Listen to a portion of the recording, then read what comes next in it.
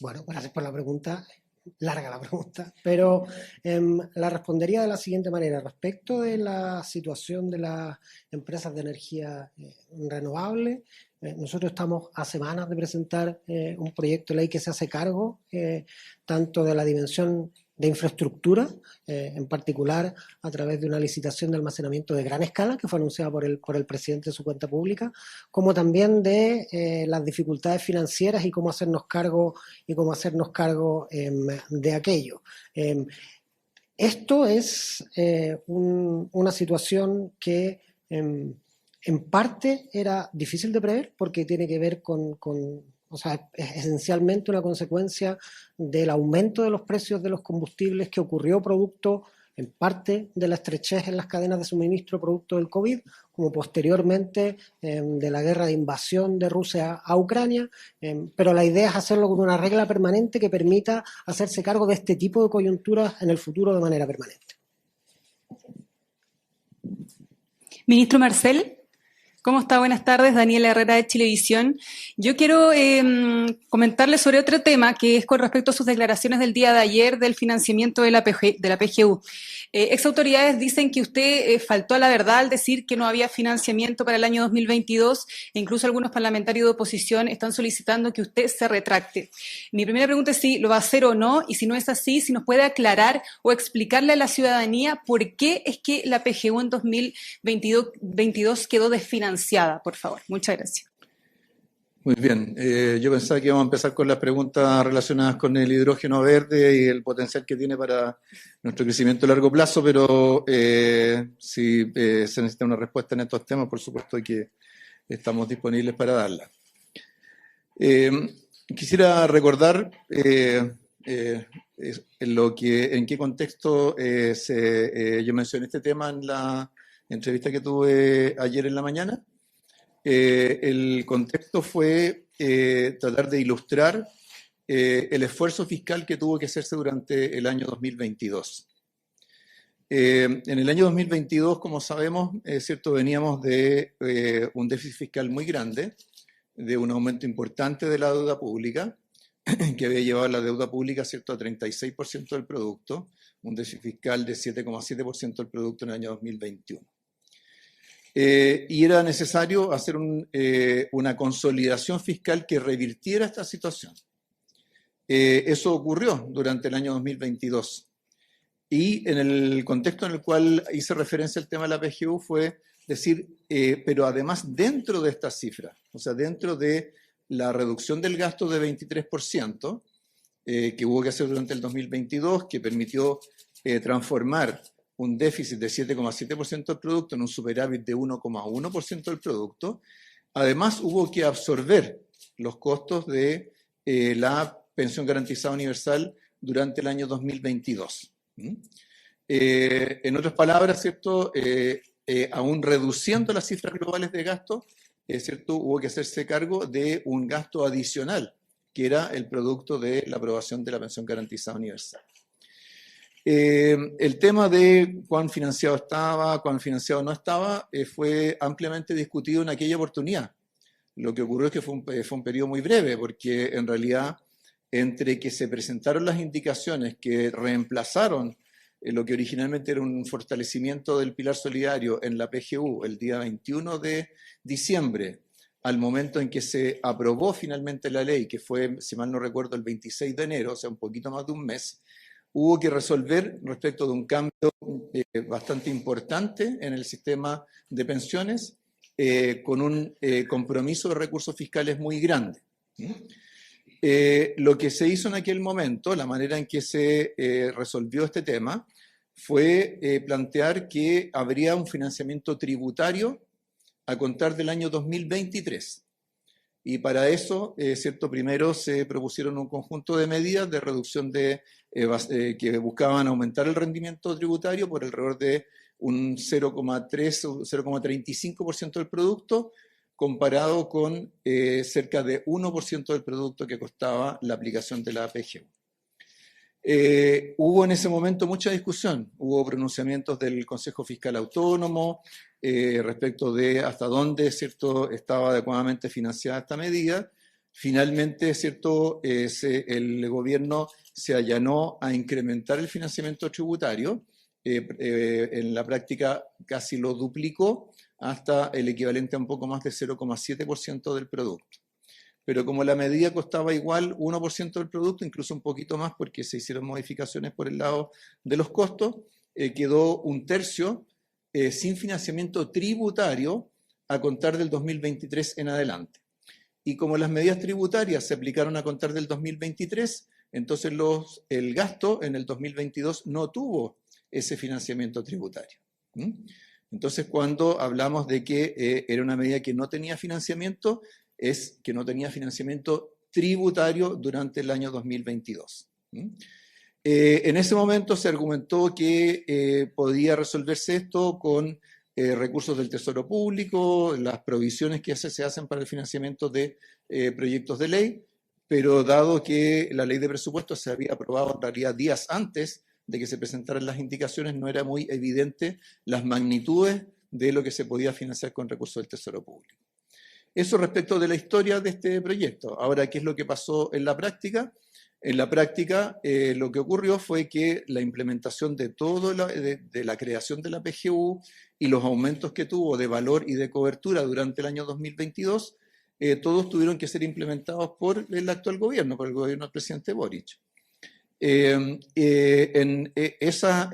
La aplicación de esa cobertura, de esos valores de la pensión garantizada universal, tuvieron un costo fiscal neto cercano a los 2.000 millones de dólares durante el 2022, y eso fue financiado en la práctica mediante reasignaciones de recursos y gracias a algunos ingresos adicionales que tuvimos, por ejemplo, en la operación renta del año 2022. Entonces, en el fondo, es importante precisar, ¿cierto?, que en primer lugar, cuando hablamos del año 2022, se trataba de que no había para ese año financiamiento tributario adicional, que el financiamiento tributario adicional corría solo a contar del año 2023 y que incluso del año 2023 en adelante solo se financiaba más o menos 2/3 del total del costo de la pensión garantizada universal.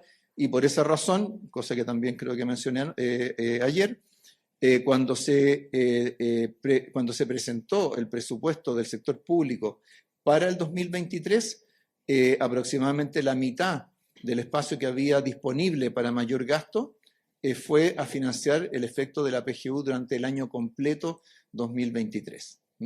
Esos son los datos, eso es lo que nos ha tocado hacer.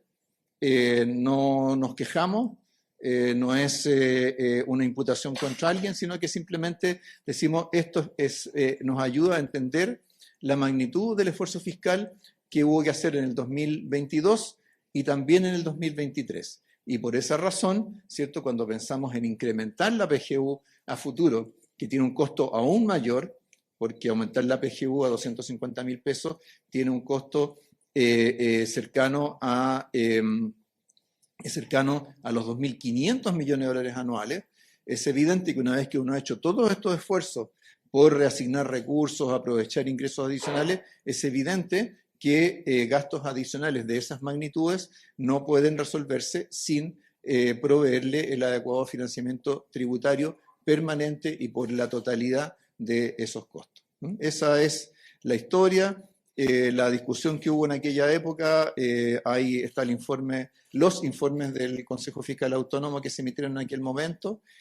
Por ejemplo, hay un párrafo que es bien claro respecto al 2022, donde se señala, por ejemplo, cito, el Consejo Fiscal Autónomo sugiere buscar fórmulas legislativas para que la implementación de los cambios tributarios que genera esta fuente de financiamiento sea anterior o que al menos coincida con la entrada en vigencia de la PGU. Esto se refiere específicamente al problema del año 2022. Entonces, esa fue la realidad que nos tocó enfrentar. Tenemos que agradecerle, ¿cierto?, en primer lugar al presidente por el respaldo que nos dio para poder hacer todos los ajustes fiscales que fueron necesarios para poder alcanzar las metas fiscales y al mismo tiempo financiar la PGU, también a los parlamentarios que fueron capaces de entenderlo y en buena medida también a los ministros que tuvieron que apretarse el cinturón para ese propósito. Muchas gracias, ministro, por esa explicación. También sobre el mismo tema, o sea, sobre la misma entrevista, Magdalena Vitores de Canal 13, respecto a la declaración, la voy a leer textual mejor. Si creemos que después del estallido social el país puede seguir adelante sin cambios en materia de gastos, sin mayor esfuerzo tributario, y para algunos sin una nueva constitución, creo que es una receta para que volvamos a repetir esa experiencia y me parecería trágico. Se ha afirmado que esta correspondería a una amenaza de que si no se aprueba este nuevo pacto fiscal, habría un nuevo estallido social. ¿Cree usted que correspondería a una amenaza? O sea, difícilmente me podría poner yo a la cabeza de una movilización social o algo por el estilo.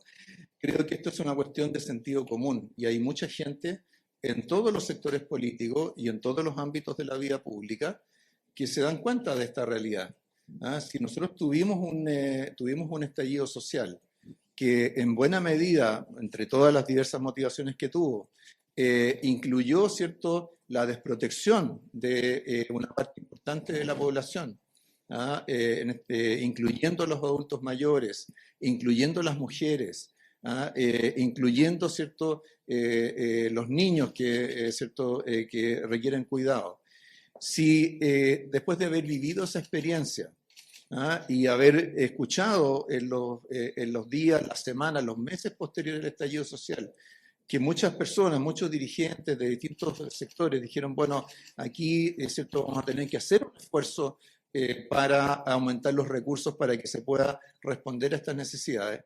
Creo que, cierto, pensar en que vamos a poder, que al cabo de 3 años podríamos terminar sin cambios en materia de beneficios sociales, sin cambios en materia de derechos sociales, sin el financiamiento necesario para hacerlo y sin los cambios institucionales para implementarlo, creo que es un riesgo tremendamente grande para el país. Yo creo que tenemos experiencias que están muy a la vista. Se ha dicho, por ejemplo, se ha argumentado mucho de que el problema, por ejemplo, de las ISAPRES que tenemos hoy día, hace 10 años que estaba diagnosticado, que durante 10 años se pudo haber corregido esto a tiempo y no se hizo. No se hizo por diversas razones, ¿cierto?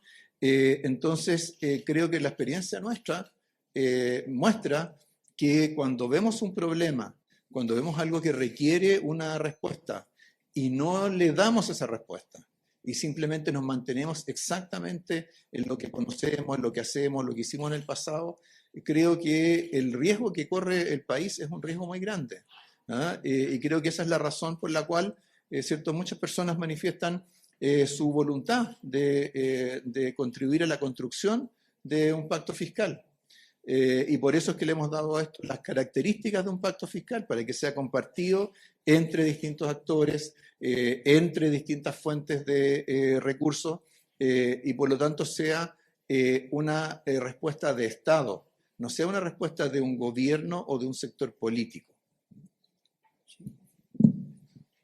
Hola, ministro.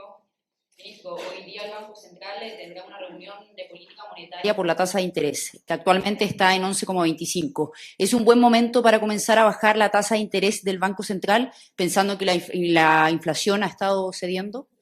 Sí, bueno, el gobierno respeta plenamente la autonomía del Banco Central en la conducción de la política monetaria, de manera que no es un tema sobre el cual me podría pronunciar ni ahora ni en otro momento. ¿Pero cree que es un buen momento para comenzar a bajar la tasa de interés, entendiendo la inflación que hay actualmente? No me podría pronunciar ni ahora ni en otro momento. Tampoco. El ministro de Hacienda tiene voz en las reuniones de Consejo del Banco Central, pero la expresa en las reuniones de Consejo del Banco Central. Ministro Grau, le voy a preguntar respecto a unas cifras del Banco Central. Estefanía Bustamante de CNN Chile, que le hace la pregunta. Según esas cifras, las ventas minoristas cayeron 10,8% en mayo, cumpliéndose 11 meses consecutivos con bajas. ¿Cómo se proyecta el futuro en torno a estas ventas y si podrían haber iniciativas lideradas por el gobierno para fomentar el aumento de estas ventas? Sí.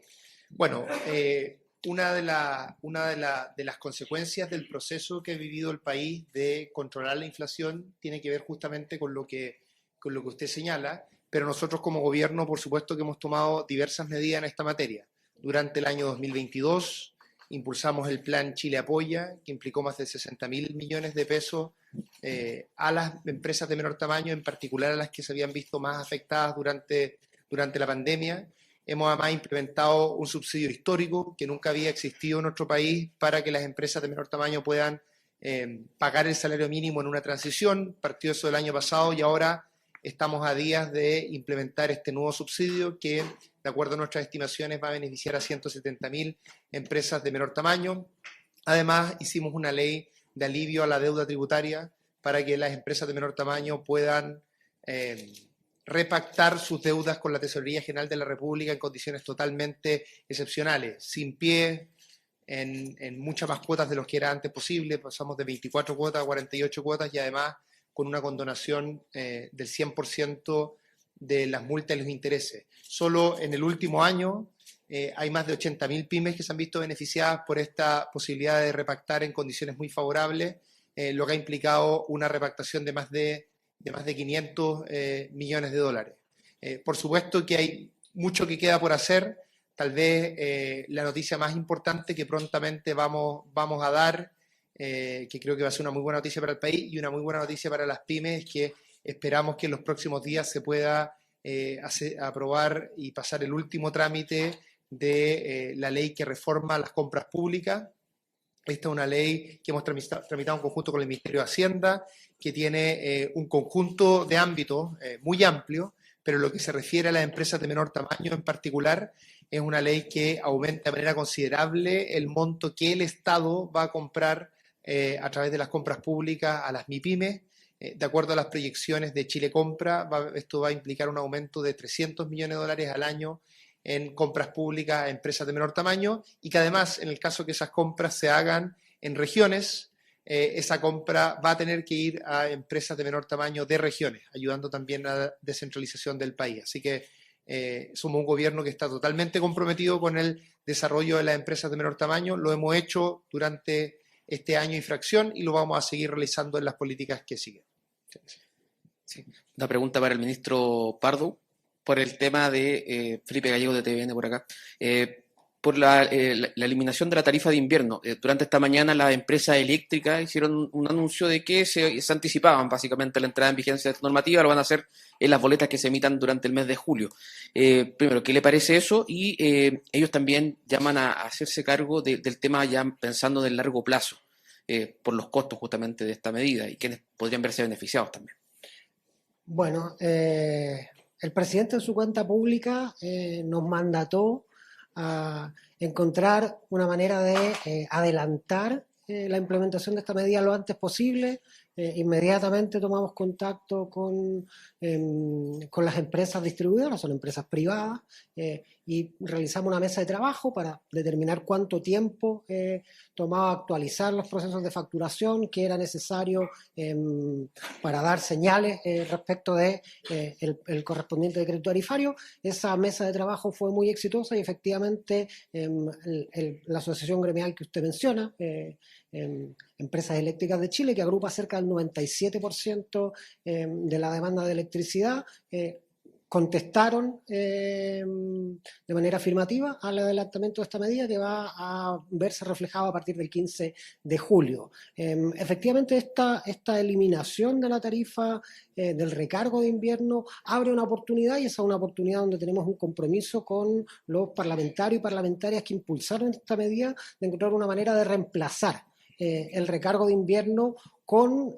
políticas que se hagan cargo de las desigualdades territoriales que tiene nuestro país, pero también con el compromiso que tenemos en términos de cambio climático. Bien, vamos con la última pregunta. Hola, buenas tardes de Radio Biobío, Caterina Michanetsky.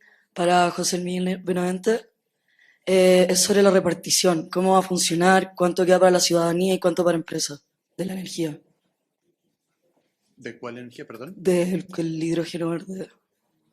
¿Cómo funcionaría si es más para el sector empresarial o es una medida para ayudar a la ciudadanía energéticamente?